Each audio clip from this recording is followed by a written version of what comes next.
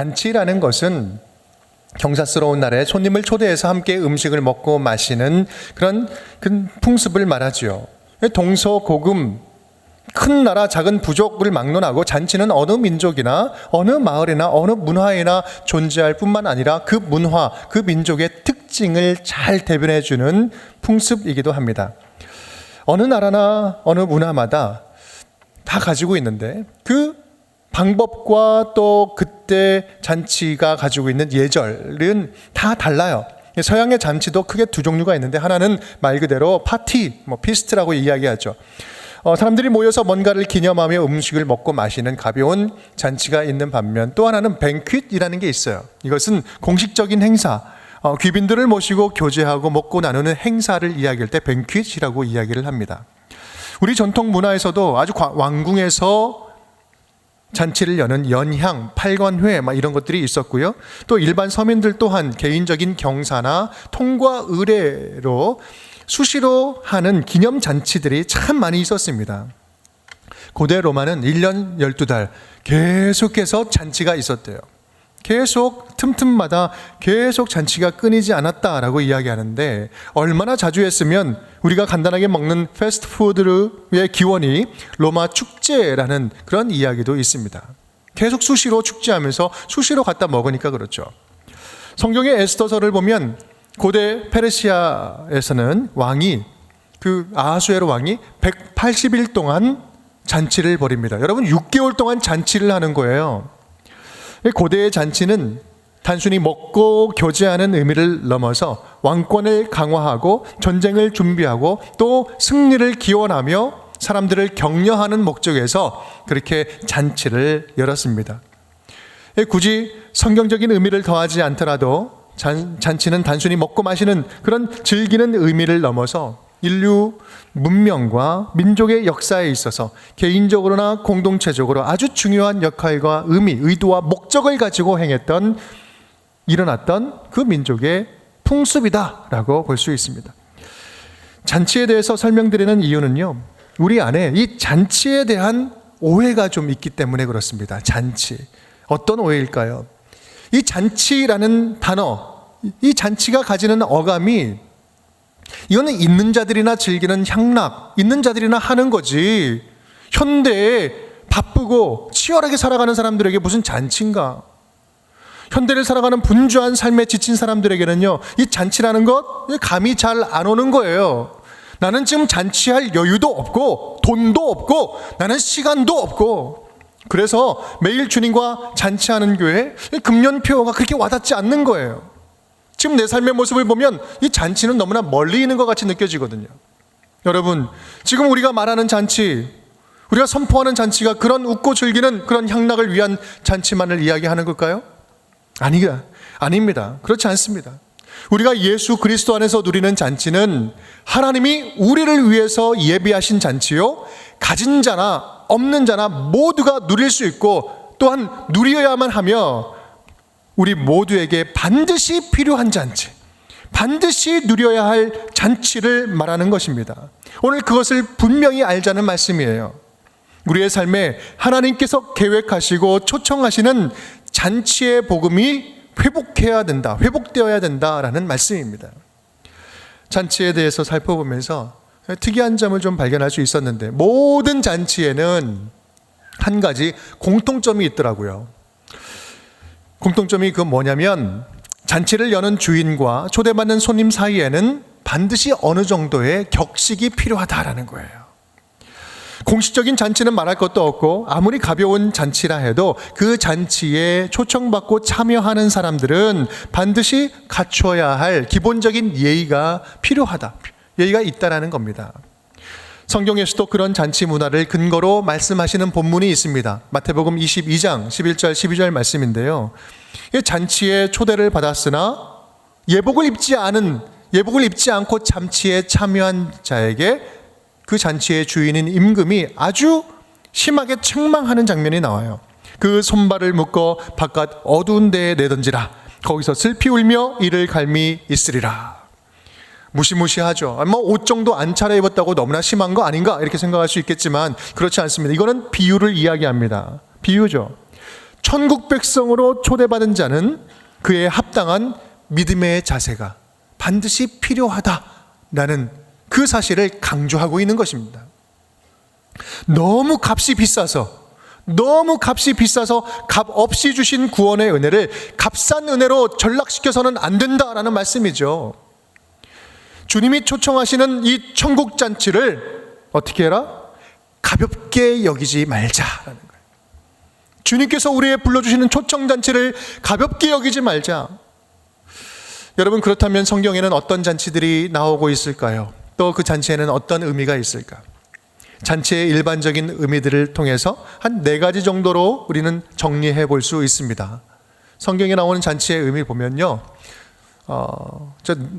제가 앞에 읽으면 뒤에 부분 따라 읽은 겁니다. 주인의 기쁨에 참여하고 축하하는 의미, 특별하게 대우를 받는 초청과 초대의 의미, 풍족한 음식으로 허기와 갈증을 채우는 만족의 의미, 한 식탁 안에서 함께 먹는 용납과 환영의 의미, 축하하는 의미, 초청하는 의미, 만족하는 의미, 용납과 환영을 받는 의미. 이러한 잔치의 의미들이 하나로 모여서 비유하고 있는 사실이 있는데, 그것이 바로 무엇이다? 그건 바로 잔치, 천국을 말하고 있는 거예요. 이 잔치는 천국을 의미하는 겁니다. 하나님은 예수 그리스도를 이 땅에 보내주셔서 우리를 천국 잔치에 초대하고 계시는 거예요. 우리는 지금 있는 그대로 용납되고 받아들여져서 천국 잔치에 초대가 되었고, 초청장으로 오신 예수님을 믿고 영접함으로 말미암아 우리는 구원을 받았고, 이 생과 내 생에 풍성한 은혜를 영원히 누리며 살아가는 천국 백성이 되었다라는 말씀입니다. 그런데 이 천국은 미래에 내가 죽어서 가는 천국이 아니라 오늘 이 땅에서 예수 그리스도와 함께 누릴 수 있고, 또한 반드시 예수와 함께 누려야 하는 그 잔치를 말하는 거예요. 하나님께서 그러한 삶을 그냥 죽어서 가는 천국에만 둔 게 아니라 지금 우리가 살아가는 이 현장, 지금 이 땅에서 누리도록 우리에게 천국으로 찾아오신 거예요. 하나님의 나라가 이루어진 겁니다. 이것이 우리가 믿는 하나님의 나라, 천국 복음의 본질인 것입니다. 그래서 기독교의 복음은 본질적으로 잔치의 복음이에요. 예수 그리스도 안에서 잔치가 열린 거거든요. 예수 그리스도 안에 있으면 하나님의 나라, 잔치와 같은 삶이 펼쳐지는 것입니다. 그것이 저와 여러분이 누리고 있는 천국 복음인 거예요. 오늘 새해를 맞이하는 우리 모두에게 그러한 잔치의 복음이 회복되고 충만히 넘칠 수 있기를 간절히 축복합니다. 주님을 위한, 주님에 의한 주님의 잔치, 또 주님과 함께하는 잔치가 새해에 우리 모든 삶이 될 수 있기를 주님의 이름으로 축원드립니다. 함께 따라하겠습니다. 볼지어다 내가 문 밖에 서서 두드리노니, 볼지어다 내가 문 밖에 서서 두드리노니. 기쁨과 생기를 잃어버리고 분주하게 살아가는 우리들의 삶에 다시 잔치가 시작될 수 있는 것은 주님께서 찾아오심으로부터 시작을 합니다. 예수님이 찾아오심으로부터 시작돼요. 오늘 3장 본문은 초대교회 라우디게아 교회에게 보내는 편지 내용의 일부분입니다. 라우디 교회의 특징이 있다면 그 교회는 아주 부유한 교회였어요. 그 지역 자체가 굉장히 부유한 지역이었거든요. 그런데 문제는 그렇게 부유하게 신앙생활하고 살아가다 보니 성도다운 성도, 교회다운 교회의 모습을 잃어버린 거예요. 점점 차지도 않고 덥지도 않은 뜨뜻미지근한 그러한 신앙생활을 하는 거예요. 미지근한 신앙생활에 젖어있던 교회, 예수 그리스도를 믿는다고 하지만 기쁨을 다 사라져버리고, 복음을 들었지만 감격이 없어요. 기쁨과 감격을 사라져버렸어요. 여러분, 어찌 보면 예수 그리스도 안에서 천국을 살아가는 기쁨과 감격이 차갑게 식어가는 우리들의 모습을 대변하는 교회가 아닌지 생각을 해볼 수 있습니다. 잔치처럼 기쁨에 젖어 있어야 하는, 예수 그리스도 안에서 기쁨과 감격이 살아있어야 되는 우리들의 모습, 하나님의 자녀들의 우리들의 모습은요, 너무나 침체되어 있는 거예요. 너무나 그 기쁨을 상실하고 살아가고 있어요. 현실의 여러 문제들 앞에서 좌절하고 우울감에 빠져서 우리의 마음을 꽁꽁 걸어 잠그고 열지를 않는 거예요. 예수님은 지금 그런 우리들의 닫힌 마음 문을 두드리고 계시는 거예요. 두드린다.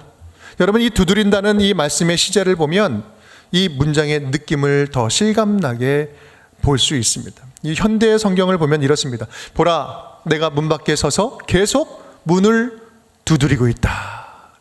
그냥 한번 두드리고 간 게 아니라 계속해서 두드리고 있는 거예요. 내가 문 밖에 서서라고 하는 이 서서, 에스테카라는 단어는요, 오래전부터 계속 서 있다라는 그런 의미입니다. 또 두드린다, 크로라는 단어도 계속 현재형으로 두드리고 있다라는 거예요. 무슨 말입니까? 오래전부터 찾아와서 계속 두드리고 계시고 지금도 그러고 계신다. 한번 찾아왔다가 그냥 돌아가는 가정 방문이 아니라 우리가 마음 문을 열 때까지 지금도 간절한 마음으로 끈질기게 두드리고 계신다는 말씀이에요. 얼마나 우리를 향한 뜨거운 사랑과 간절한 마음이 담겨져 있습니까? 이 장면에는요, 이 장면에서 볼 수 있는 또 하나의 특징이 있는데, 그것은 이 두드리시기는 하는데, 주님께서 두드리시기는 하는데 주님이 절대로 강제로 문을 열고 들어오지는 않는다는 말씀입니다. 주님은 절대로 일방적으로 열고 들어오지 않는다. 인격적인 반응과 관계 속에서 자발적으로 안에서 열어줄 때 주님께서 들어오시는 거예요. 여러분, 우리는 우리 마음을 두드리고 계시는 그 소리를 들을 수 있어야 됩니다. 우리 예수님은 오늘의 우리에게 이미 찾아오셨어요. 먼저 찾아오셨어요. 그리고 지금도 찾아오고 계십니다. 그리고 마음 문을 열라고 말씀하는 거죠. 우리의 닫힌 마음, 닫힌 문을, 그리고 누구에게도 말하고 싶지 않고 공개하고 싶지 않은 내면의 상처의 그 문제들을 나에게 들고 나와 열으라 라고 말씀을 하고 있는 거예요.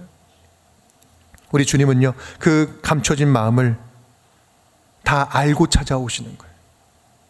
우리는 열지 않아서 나 아무도 몰라 라고 생각할 수 있겠지만, 우리에게 찾아오시는 예수님은 그 문제를 지금 알고 네가 열기를 원한다 라고 말씀을 하고 계시는 것입니다. 그 주님의 음성에 반응하여서 문을 열 때, 그때부터 우리의 삶의 잔치가 시작될 줄 믿습니다.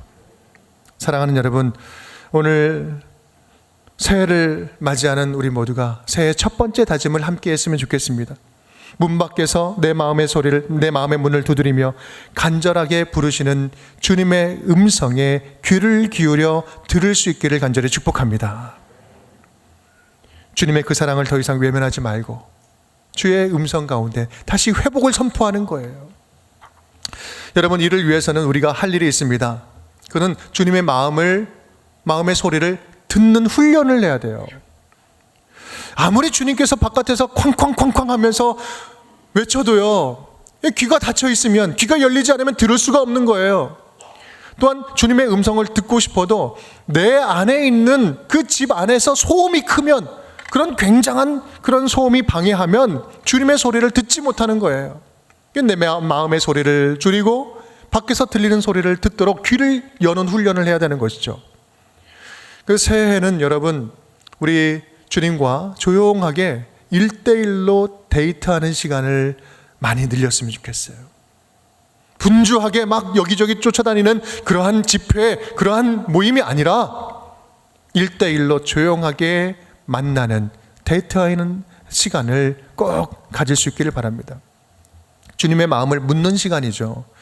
제가 제자 훈련을 하면서 하는 훈련인데, 10이라는 게 있습니다.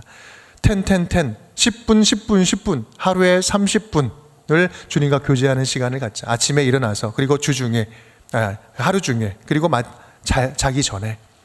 여러분, 이렇게 이야기하면, 목사님, 그 정도는 껌입니다. 지금 제가 다 하고 있어요.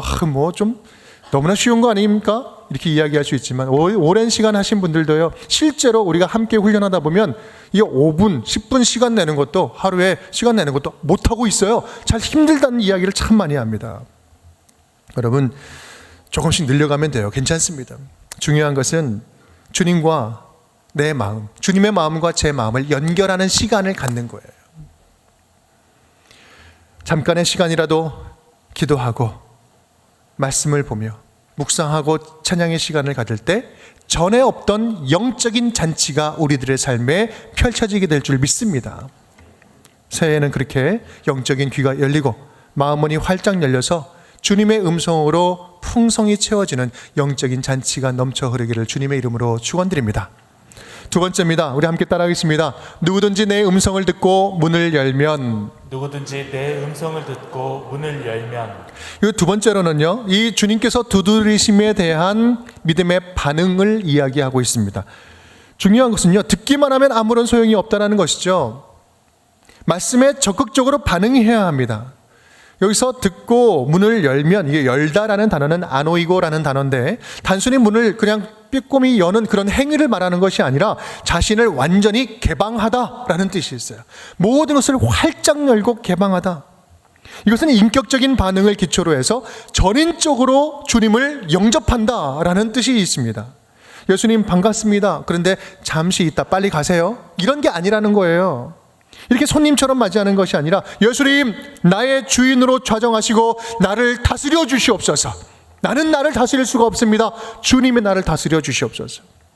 왜 이렇게 맞이합니까? 그것은 바로 오늘 말씀에 내 음성이라는 요한의 표현을 보면 우리는 잘 알 수 있습니다. 요한복음을 보면 요한복음 10장에 이런 말씀이 있어요. 내 양은 내 음성을 들으며 나는 그들을 알며 그들은 나를 따르느니라. 내 양은 내 음성을 들을 줄 안다라는 거예요. 여러분, 양은요 자기 목자의 음성을 아주 정확하게 압니다. 아무리 비슷하게 흉내를 내도 우리의 목자가 아니면, 나의 목자가 아니면 절대로 따라가지 않아요. 그게 양의 습성입니다. 누가 문 밖에서 간절하게 애타게 나를 부르시는지 그분이 누군지 안다는 거예요. 이런 여호와는 나의 목자시니 내가 부족함이 없으리로다. 이런 고백입니다. 그 음성을 듣고 연다는 것은 내가 예수님을 주인으로 영접한다는 아주 적극적인 행동인 것입니다. 사랑하는 여러분, 우리에게 찾아오신 예수님께 여러분의 마음을 잘 열고 계십니까? 여러분의 마음을 좀 보여드리고 있어요? 알려주고 있어요? 여러분 그렇게 열고 있다면 어떤 마음으로 주님께 열어주고 있습니까? 여전히 나는 주인이고 주님은 잠깐 손님입니다. 그런 마음으로 열어줍니까? 아니면 나의 주님입니다 라는 마음과 자세로 열어주고 있습니까? 아니, 열기는 여는데 빼꼼히 열면서 들어오게 할까 말까, 나는 열었습니다, 이렇게 지금 이야기하고 있지는 않습니까?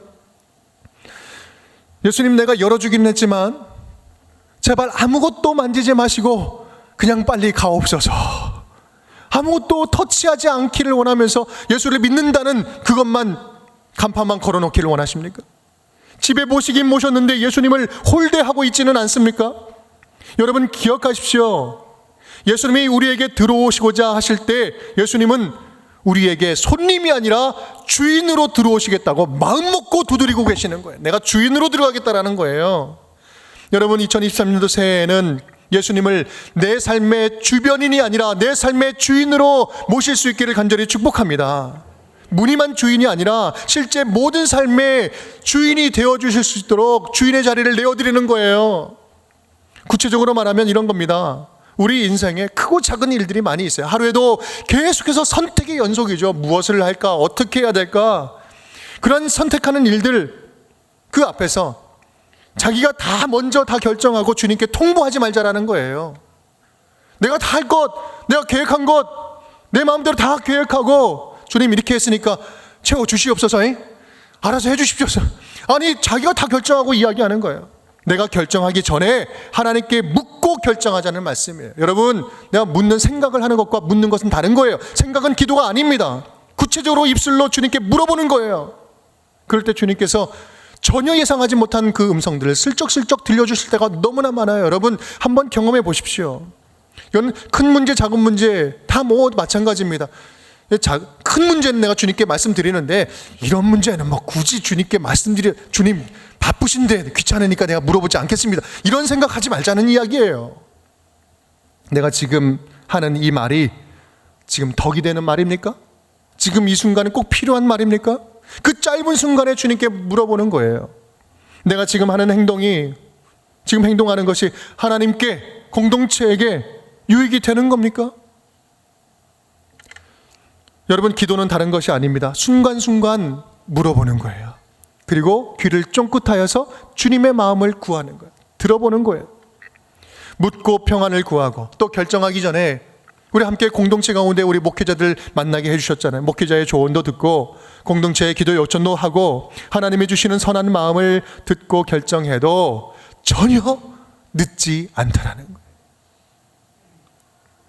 이것이 구체적으로 내 삶 속에서 예수님을 주인으로 모시며 살아가는 모습입니다. 여러분, 그렇게 새해에는 더욱더 예수님을 주인으로 모시면서 묻고 듣고 순종하기를 기뻐하는 우리 운정의 모든 가족 식구들이 될 수 있기를 주님의 이름으로 축복합니다. 세 번째입니다. 함께 따라하겠습니다. 나는 그와 더불어 먹고 그는 나와 더불어 먹으리라.